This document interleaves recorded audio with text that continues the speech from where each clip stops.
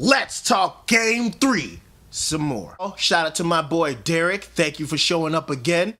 It's good to be back on the show, Jody. Recap. Great games last night.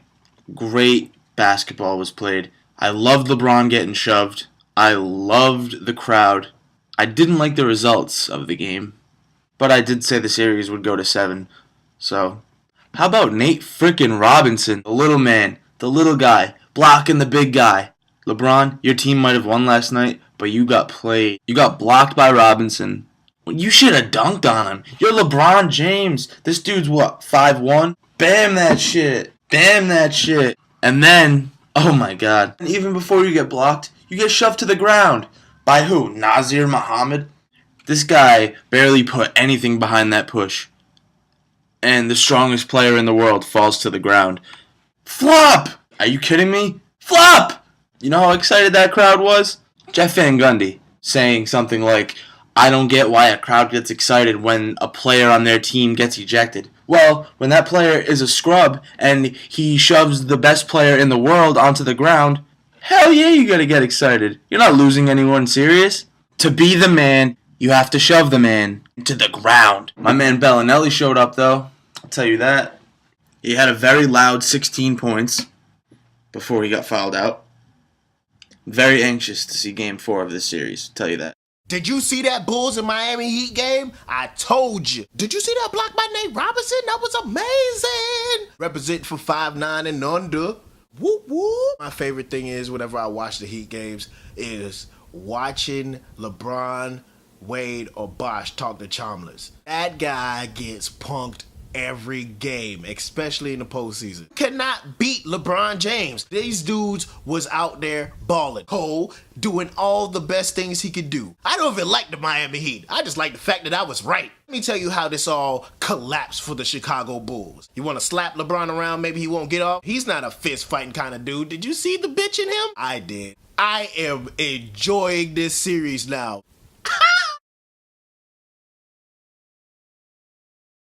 Spurs Warriors. You knew it was going to happen. You knew the Spurs were taking that game. Well, at least I did. Tony Parker having himself an evening. 32 points in 35 minutes. 13 for 23 from the field. 50% from 3. And then, of course, Tim Duncan with the double-double, which you expect. Honestly, the Spurs didn't even play that great. Manu Ginobili only had 12 points in 28 minutes. But they still handled business because they're the Spurs.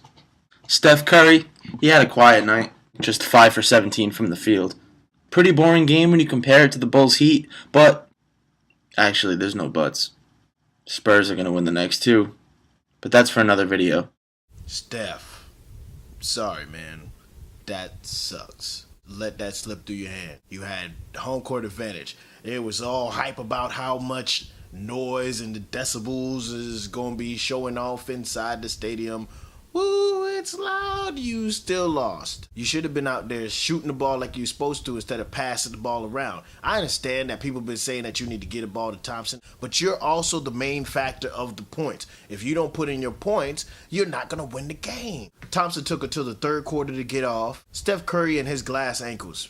I mean, what can we say? Steph Curry and Thompson held under 20 points. Good job, San Antonio Spurs. Like I said, Barnes is a secret factor. Golden State was falling apart in the fourth quarter, and San Antonio was starting to look tired, like they knew they were old. What did they do to fix that? Shoot threes. The Spurs, they totally dominated. Tony Parker had 32 points, Tim Duncan had 23. Along with Ginobili's 12 points, all of this is done with Ginobili not scoring any points in the first half.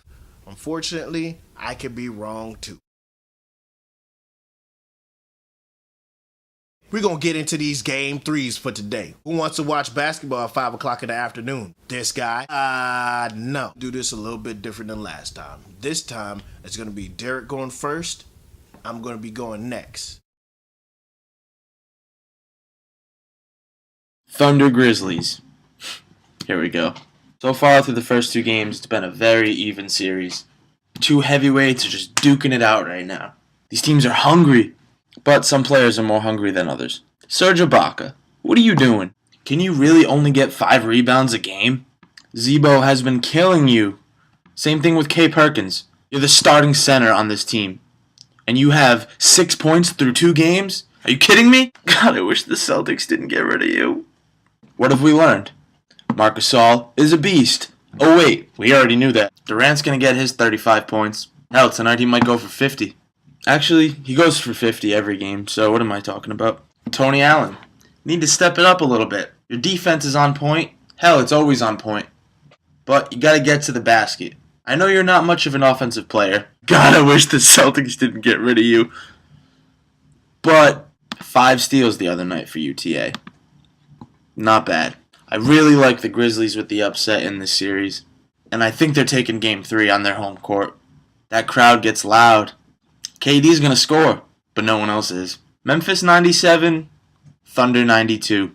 Oklahoma City Thunder versus Memphis Grizzlies in Memphis. This is going to be a hard game for Kevin Durant. I still feel like my boys can win because I'll never say they can't. It's going to be tough. OKC has failed to realize that they really need to clamp down, throw a monkey wrench in it, slow it down, a Dukin, do something. Rudolph and Gasol are the primary functioning people of the team. Yes, we understand they can shoot three-pointers. Barely. Yes, we understand that you can shoot. Barely. But I still have faith in my team that we can win. Reggie Jackson has to pick up his slack. Losha is a great defensive player, but he's not an offensive person that we're looking for. I'm hoping that Kmart will come up and pick up the slack. Ibaka has been inconsistent this series, and he's been making me upset. Missing easy baskets here and there. He needs to start picking it up. I still have OKC winning it in 6. This one is ours. Wow! That's what I'm talking about. Indiana, New York. This series has just been so freaking boring. There's really no one on the Pacers that I enjoy watching. Maybe Paul George on a career night. Maybe Roy Hibbert. But the Knicks should smash this team every time they play. Carmelo is too good for that shit. He goes into his shooting slumps, sure, but he's going to keep shooting. And sooner or later, those shots are going to go in. You know who's been really effective? Jason Kidd. You know how many points he has in the first 2 games combined? Oh, wait. 0. Duh. My bad. This guy can't get 1 basket. This guy can't get a point. He can't go to the free throw line. God, he's so old. 24 minutes and 0 points. Really? Think I can make a basket in 24 minutes? Probably not. Amare Stoudemire might come back. The smart way to manage this situation would be to give him maybe 10 minutes. 10 to 15 minutes in the game. But he's a superstar. So they ain't going to do that. Because the players run the league. Didn't you know that? This guy's probably going to get over 40 minutes if he plays. Slight exaggeration. 35. J.R. Smith got a little temperature. Might not make it to the game tonight. If that happens, J. Kidd's going to have to step up. Old Pablo's going to have to step up.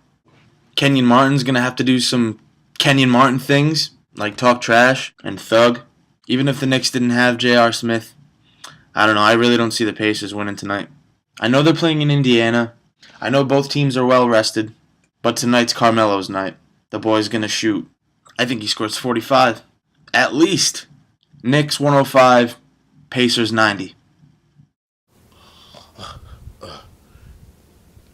Indiana Pacers versus the Knicks. This is how the Indiana Pacers are going to win. J.R. Smith's going to have a lot more bench time than he had recently. Why? He's not that 6th man that we got to know this season. No, he's back to regular old, inconsistent J.R. Smith. Since that foul against Jason Terry, his production level has gone straight down. That means he's no longer a factor. Carmelo Anthony, oh my God, he can score. We know. It doesn't matter. Better look out for Shumpert. But like I said in the beginning, I got Indiana going at 6. So they can have all those weapons of mass destruction sitting on the bench or coming on the court. But they won't beat Indiana at home. In this series, defense wins games. And unfortunately for the Knicks, they don't have defense.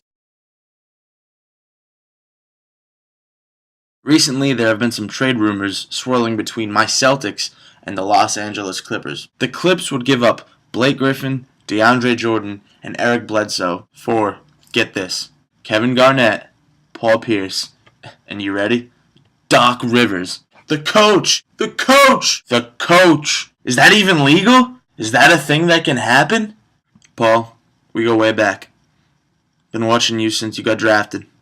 Kevin, I know you're watching this video right now. Please don't go to Los Angeles. Please stay in Boston. We need you. The city needs you. The team needs you. Hell, I need you. You guys are BFFs. Don't go the Ray Allen route. Don't betray your city, the city that's taken you in and let you flourish and blossom into champions. Retire with the green. The number 34 is going to be hanging in the rafters of the Garden one day, and I can only hope both of you guys stick around. Get one more title run together before you both ride off into the sunset, probably on the same horse. Until next time, you freaks.